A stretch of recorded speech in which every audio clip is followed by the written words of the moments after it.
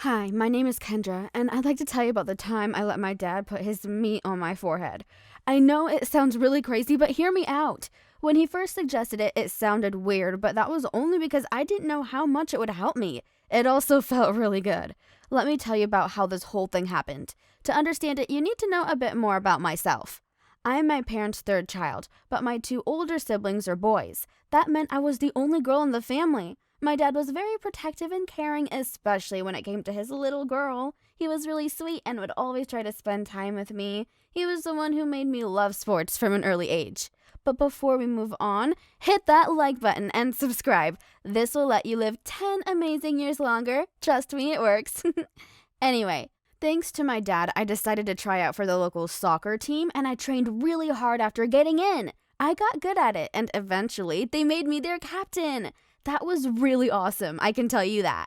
Mom and Dad were really proud of me, and they bought me a brand new soccer ball to practice with at home. I don't like to brag, but my coach says I'm one of the best players on the team, if not the best.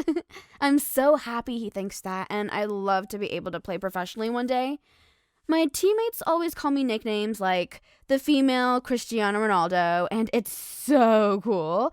I try not to let it get to my head. Honestly, I think it's important to always keep training and trying your best no matter how good you are.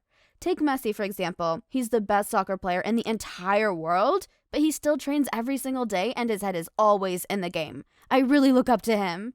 People believe I'll definitely go on to make millions of dollars just like all those amazing players when I go pro. I mean, I don't know if that'll end up happening because girl and boy soccers work really differently, but I love to hear it, and it gives me hope that I can really make a good living doing what I love. Imagine how cool it would be. I'm a kid now, but eventually I'll grow up and have to get myself a job. I love it if I could be a professional player and go on the field to train every day instead of spending my time in a boring office job. I even won a few regional finals with my team. Some folks recorded my goals and then uploaded them online. Apparently, those were really cool plays because I ended up becoming social media famous after that. It was really cool, and I even got to sign a few autographs. Anyways, my dad showed up to every single one of my games. I mean it when I say that he never, ever missed a single one. He promised he never would either. Dad always told me that he was my biggest fan, and I loved it. I think he was my good luck charm, and whenever he was around, I felt like I simply couldn't lose. I asked him if he'd still come when I began playing professionally, and he swore he'd always be there. No, the problem is that my dad's not a superhero. I know every kid likes to think their parents are super special, but they're humans just like the rest of us. So when he began feeling really sick a few hours before one of my games, I told him he'd better stay at home. He wanted to come anyways, but I insisted it was okay.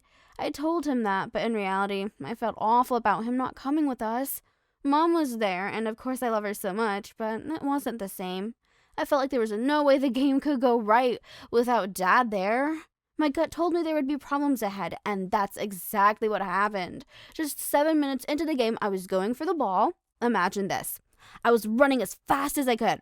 One of my players kicked the soccer ball into the air, and a member of the rival team tried to kick it away. I couldn't let that opportunity of a great goal go to waste, so I rushed forward, deciding to go for it.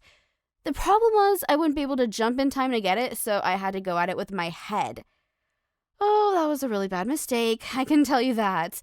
Why, you might ask? Because a rival also had the same idea. We both collided headfirst and fell on the ground.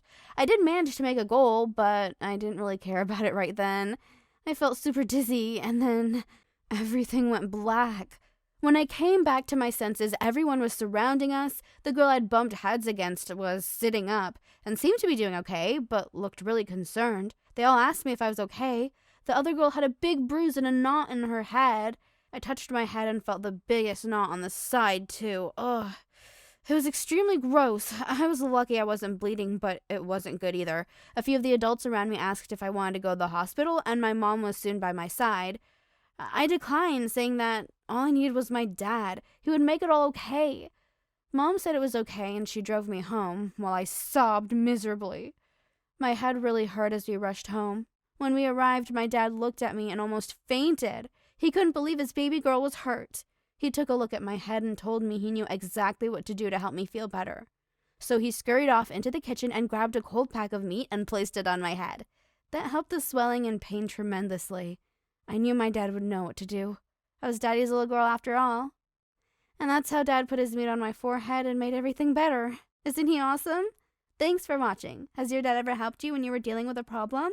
Let us know in the comments. Don't forget to subscribe and check other videos on the channel.